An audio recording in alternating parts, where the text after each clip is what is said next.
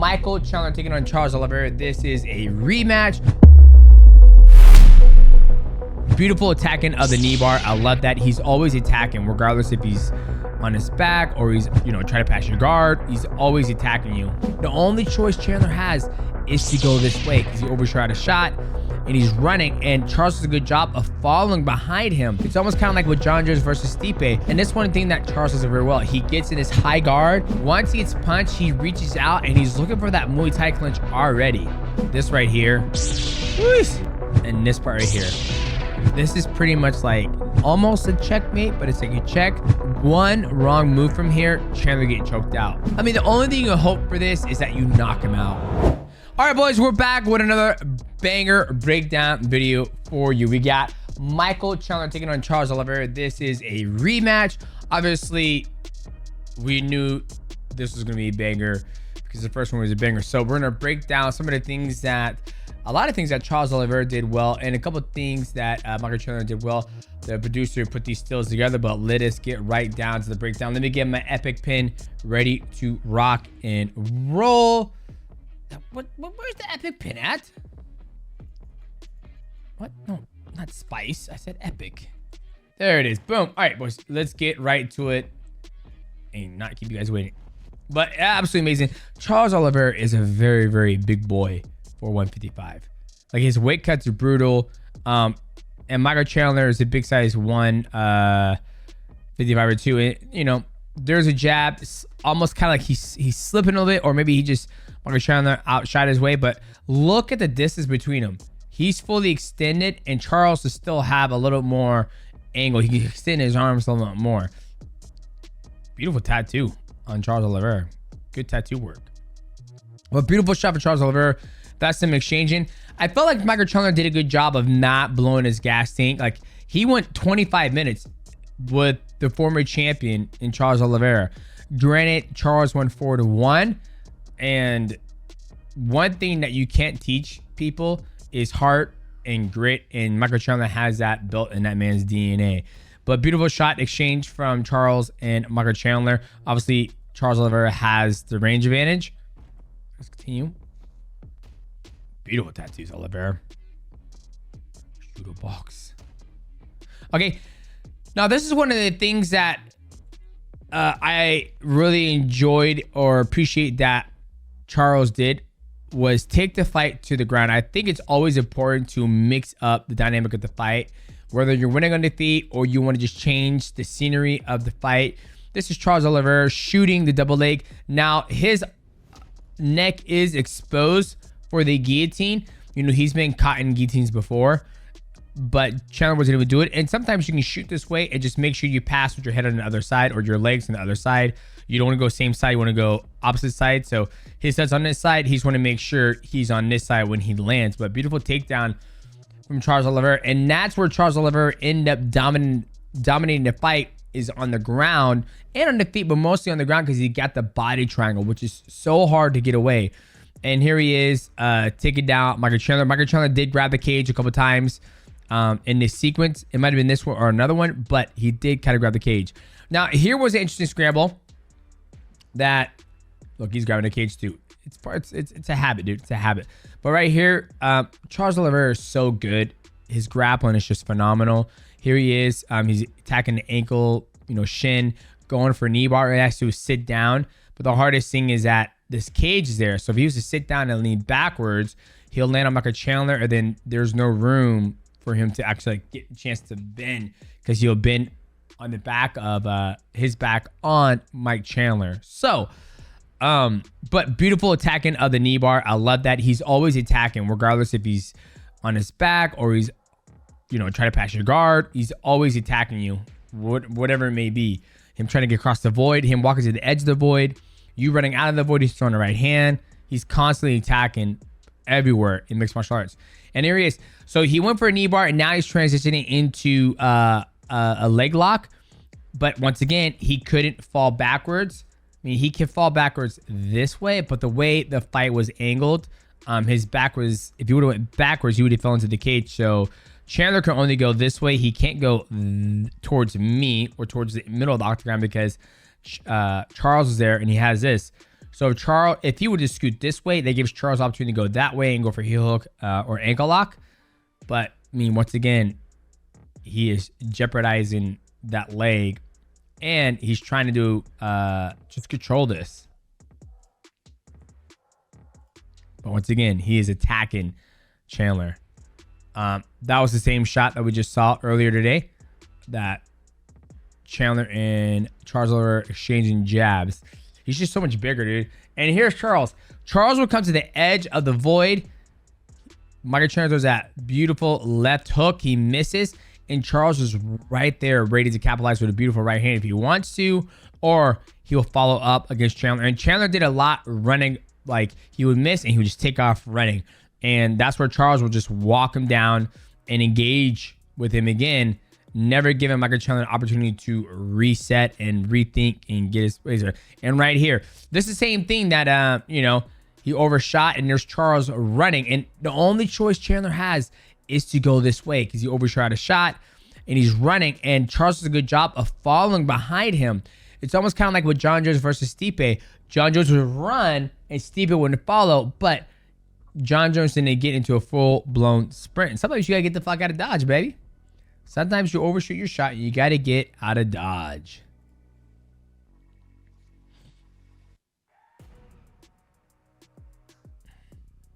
Chandler, I mean, running. Okay. And once again, look where he comes. He comes right in front of him for the void. This one's ready to fight. He's turning. He has to turn and face him to get ready to fight. But Jesus, look at this shit. And then Chandler has some good shots here. Right? Look where his eyes are at. His eyes are looking at the target. He hits that the right hand, lands. And this one thing that Charles does very well. He gets in his high guard and those shots eat. And once he eats them, Chandler either backs out and then Charles goes right hand, or he stays there and tries to follow up behind after Chandler throws that right hand.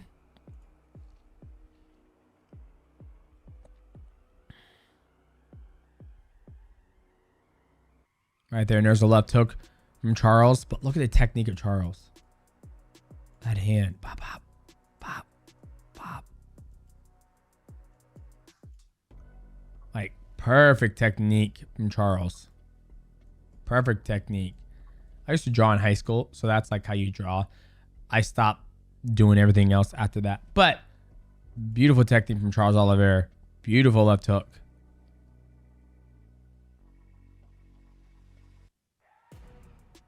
Beautiful. And here's the thing, the different dynamic of strikes that Charles Oliveira would do. That lead knee up the middle. Even though Michael Chandler is doing a good job of throwing a jab across, he's not ducking his head. He's just a shorter fighter. And this is something that, I've ran into a couple times when I would train with the Japanese guys who are so massive, is that they'll just go knee right up the middle when I come in from a jab. And there's nothing really you can do. Only way you can try to bait this out is by feints and feints and feints. And then hopefully he throws the knee and you come in after the knee. But this is just Charles Oliveira just timing it and throwing that knee up the middle. And even though his hands are up, it's just the luck of the draw that he's just taller and he can just get his knees up. And he also has a very, very good guard. So him bringing his knees to his shoulder is just him lifting his knees up. But beautiful timing from Charles Oliveira, landing that lead knee or the back knee. It looks like it's his back knee coming in. The way the shorts are kind of laid out, it's kind of weird. And there's a beautiful uppercut. And we saw this before when Charles and Mike Chandler fought the last time. Comes in, beautiful uppercut, lands. Now, Chandler is he has, two options. He doesn't want to go this way because he's going to run into Charles.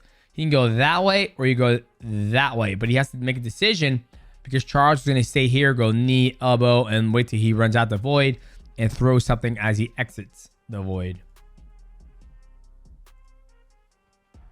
And this is Charles once again taking advantage of Michael Chandler by taking him down to the ground just because he has a better grappling background than than Michael Chandler. And here he is right here. Dangerous. That's pretty much mounted, but Michael Chandler never gives up and he's able to withstand this barrage from Charles Oliveira and make it out of this round. But right here, gets the hooks, gets his back, starts working on it. And it's one of the things that Chandler and his coach in his corner said, hey, we lost this. Once he gets somebody back, we know we lost that round. We're just going to take our time and not making a mistake to get it. Because once again, he's got these hooks. And he's got this arm, almost like gift wrap. And he's got the choking hand down there. But he needs this hand in order to choke. So, and Chandler has to go this way. He can't go that way because the cage is there. So it's almost like, the cage can kind of hurt you a lot if you're the guy who's got someone on your back, because you can't turn this way to be able to move. So you have one way, and he almost gives Charles Oliveira like, okay, I don't have to worry about this side because my back's against the cage. I just got to worry about keeping him on this side. So this hook is the more dominant one. This hook is kind of has an extra barrier there to help him keep that hook in, because in order for Chandler to get this hook out, he's got to push his foot down, straighten his leg, even though his legs are straighter, and then bring that leg around, and then that's out. So a lot of work going on here with that cage.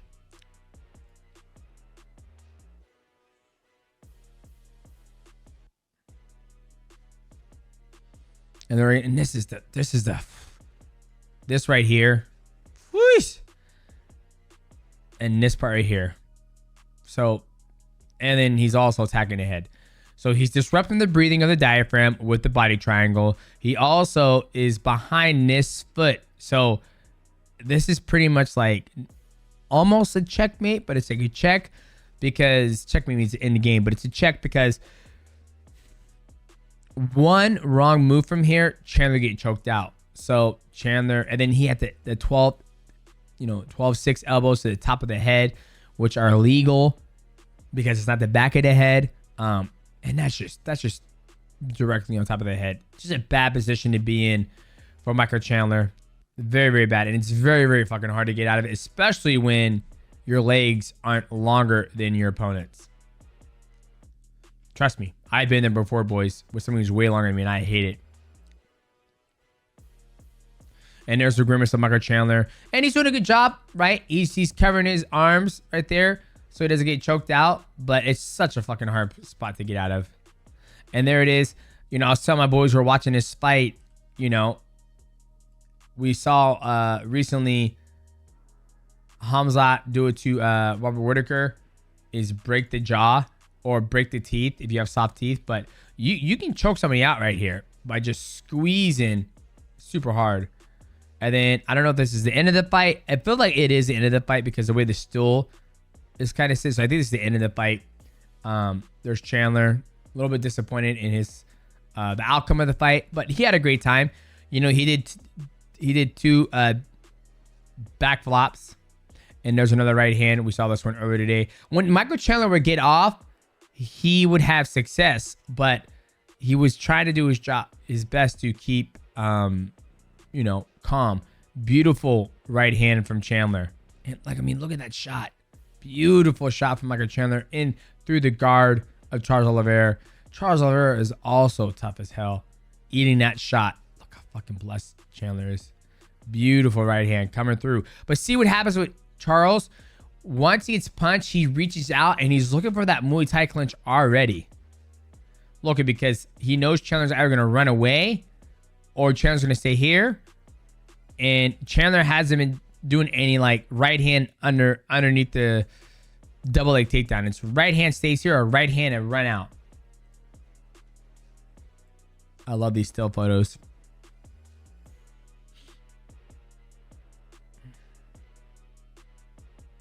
And there's another image of him just clocking Charles Oliveira.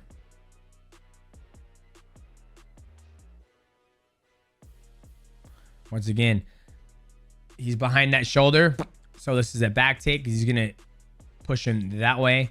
Well, around him, ground him back, get the back. And then once he gets it back, then it's right, rinse and repeat, body triangle, looking for the choke, looking for the finish.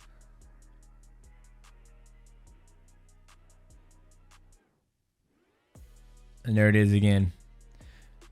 He's underneath this arm, so he won't really choke. He was trying to lock it up, see if he could, but it's going to be very hard to choke something like that.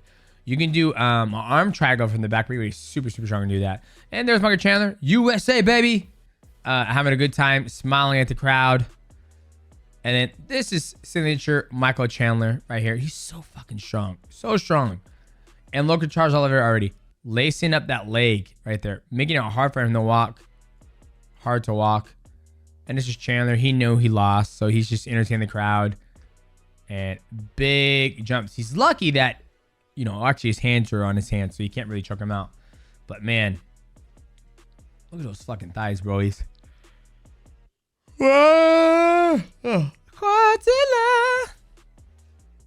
Big boy. 2 big jumps. Let it on the back. Doesn't really do anything. I mean, the only thing you hope for this is that you knock him out. You go back to Matt Hughes versus Carlos Newton. You know, he slammed them. Granted, the orientation was wrong. Carlos Newton was in a triangle. Slams him. Ends up knocking him out. So there's been times when people get slammed and they end up going unconscious and losing their breath or breaking their back rib. Something can happen. So he's just doing this. He did it in the first fight, so he did it again. And there he is, going airborne, trying to slam him. And he gets up again and does it. Absolutely insane. And, you know, it doesn't get you out of the position because, once again, there's the seatbelt along with the legs laced up. And this is Charles giving him a kiss, saying thank you for the 5-round war. I mean, this fight right here propels him to get him ready for Arman. And there's Charles Oliveira once again smiling with his tongue. He knew he won the fight 4-1 and did a great job of neutralizing Mike Chandler. Now let's look at the strikes. Look at that. 72. I think that's even high. That's not as high as John Jones, but that's really high. 88 122. That's crazy. And even Michael Chandler, 84, 74. That's kind of crazy because I didn't feel like Chandler was landing that much, but they said he landed that much, especially when he's being controlled after 15 minutes. Good Lord. I like to know when Chandler landed those 84 shots in the fight. Don't know if that's ground strikes or whatever. Like, are those strikes counted? I know those two right there. Talking to each other. Showing respect. Because they fought once before, and the first one was a fight, and, you know. And then there's Michael Chandler on the mic. Doing what he does best. Cutting a promo for Conor McGregor. Who knows if Conor McGregor is ever going to come back, but only time will tell. I think that's the matchup you make. Conor McGregor versus Michael Chandler. And I think Michael Chandler blows the bricks off Conor McGregor just because the hard work, the grit. If Conor can't hurt him, then Michael Chandler wins that fight. And boom, look at this. Charles Oliveira has made $1 million in bonus money. The man still lives in Brazil. Just so you guys know, let's see how much a dollar goes in Brazil. Let's see, Google. Let's see, Google, US dollar to Brazilian. What is currency? It's 1 United States dollars is 5 Brazilian real. So that's absolutely crazy. So he's basically made 6 million Brazilian real. And let's see how much a gallon of milk is. Like, let's see what a Brazil mansion or sale. Let's see how much it costs. Brazil luxury real estate. Let's see. So a Brazilian mansion is 50 million. I can't be $50 million. Yeah, it's $50 million. That's 20,000 square feet. We don't want that big. Let's see, boys. Hang on. Let's see now. 20 million for 7,000 square feet for 12 acres. That's pretty good. That I don't know if that's Brazilian money or what, but just to show you that this man is living large. Excuse me. 120. Yeah, so $20 million. So he's living good out there. He living good. But that is impressive. That's just a bonus money. I can't wait to see what he's gonna get. How big his check's gonna be when he gets his UFC lawsuit money. Freaking crazy. Oh, and I think that is it, boys. Let's go back here. Kind of crazy how much money this man's made in just bonus money. So boys, if you enjoyed this breakdown of this void video of Charles versus Chandler, please leave a like, subscribe, and also hit the bell to know when we go live, boys.